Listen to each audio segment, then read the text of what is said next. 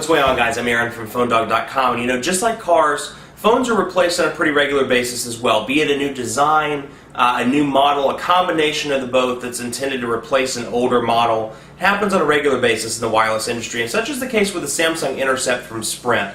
It's really a replacement to the Samsung Moment with some similar features, but also some changes as well. So, just to give you a quick rundown, 800 megahertz processor in the Intercept, just like on the Moment. A little bit different display. Both are 3-inch displays, but the Moment had an OLED display, while the Intercept has a WQVGA display. EVDO revision 0 on the Intercept versus EVDO revision A on the Moment, and Wi-Fi 802.11b and G as well for connectivity there. It's running Android 2.1. So feature-wise, it's a nice mid-range Android device. But first, special thanks to our friends at Best Buy Mobile for hooking us up with not one, but two Samsung Intercept devices for use in our One Paw Bandit giveaway. One thing I love about Best Buy, there's no mail-in rebate. So instead of going to a corporate store and you're getting that device you think you want for $199, and you get to the counter and it's really $299 with a $100 mail-in rebate, it's $199.99 out the door with Best Buy. The mail-in rebates are instant, so you don't have to deal with any messy paperwork or waiting 8 to 10 weeks to get your money back. You get it up front, so that's kind of nice. But hey, enough of that. Let's get into the Samsung Intercept unboxing, which starts right now. Okay, here's the Samsung Intercept, and you'll notice that the box is much smaller than boxes we've seen in the past. The Now Network on the side, and of course specs on the back, and then what's in the box on the side, and a nice picture of a lady staring at the really oversized device unboxed. Anyway, let's unbox that.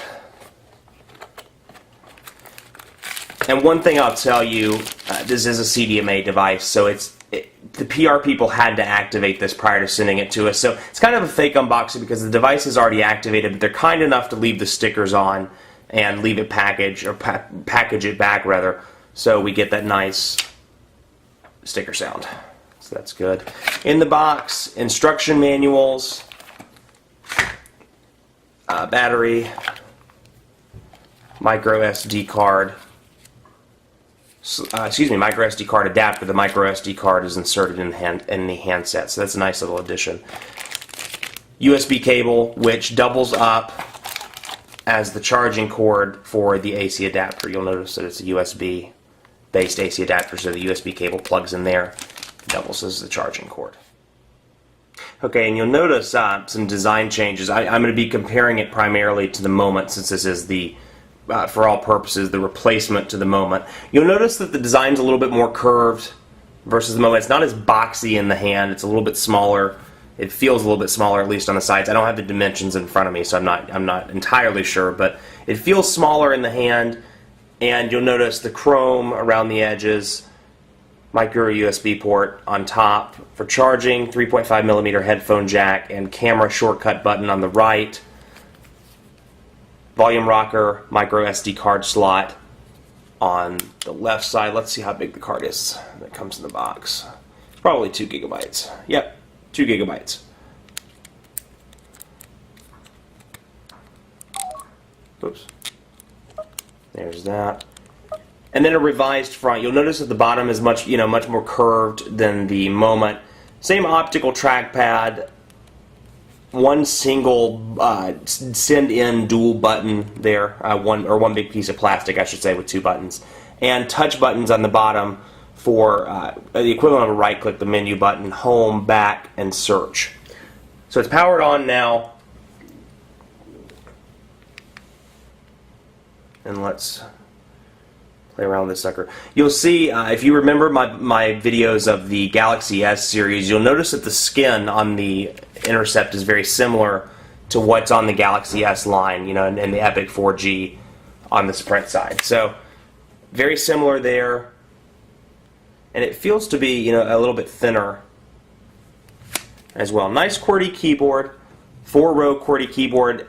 This is one frustration for me. It may not be for you, but one of the biggest issues I've always had, I don't like having letters down by the space bar. I like this to be a dedicated row for symbols and for space. I kind of like how you would expect a regular QWERTY layout to be. So I'm used to, having Command and Alt and Option, Control, things like that down here by the space bar, and it kind of screws me up a little bit for the first couple of days when I'm using a device like this. Otherwise, the keys are very tactile. If you can hear the audible click, soft but tactile, and the keys are large as well. So for somebody that either has large hands or has terrible vision, both of which I have, it's a nice keyboard. You know, design aside, if you look at the actual software, just from first glance, it's very similar to the Galaxy S skin that's on those devices. If you remember my videos from New York a couple of weeks ago when I was at the Galaxy S launch party, you'll recognize the menu bar and just the general color theme, the kind of gray on the navigation versus the off-colored white, the 4 shortcuts up here. Very similar in that regard. The biggest difference is instead of the 4 shortcut buttons on the bottom, you'll notice a very vanilla Android apps dock. So opening that up, or apps drawer rather, excuse me. Opening that up, you'll see typical Android apps, alarm clock, browser, calculator, calendar, all that good stuff. One thing that I like, out of the box, the Intercept has a good memo application. That's always been one of my frustrations with Android devices is I'm one of those people, I leave my phone by the bed, type out some quick notes before I go to bed, or if I wake up and think of something for work, tasks to do, whatever, I'll write it down on the phone. And Android doesn't have a good default notepad. So I was always resorting to text messaging myself. So it's nice to see that Samsung threw that on out of the box. So nice memo app. Sprint as well, typical Sprint installed programs, Sprint Football Live, Sprint TV, Sprint Zone, and NASCAR Sprint Cup Mobile. This one actually doesn't have Sprint Navigation pre-installed like most of the other ones. I'm assuming they finally realized that Google Maps was more than enough and they decided not to install it this time around. So a little bit of a departure from the Evo and a couple of the past Android devices that did have Sprint Navigation installed in addition to Google Maps. Visual voicemail as well, which now we'll personalize that later. And you'll see